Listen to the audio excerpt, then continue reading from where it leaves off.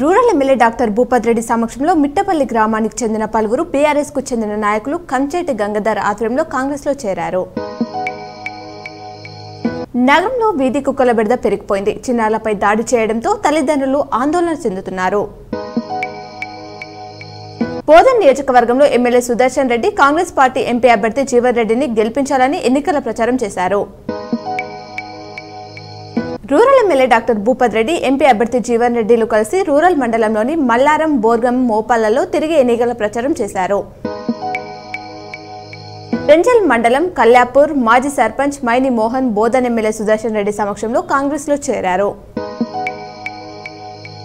జగిత్యాల జిల్లాలో ఎంపీ అరవింద్ సుడిగాలి పర్యటన చేశారు. పలు గ్రామాలలో పర్యటిస్తూ బీజేపీకి ఓటు వేసి మోడీని ప్రధానమంత్రిని చేయాలని ఎంపీ అరవింద్ ప్రచారంలో కోరారు.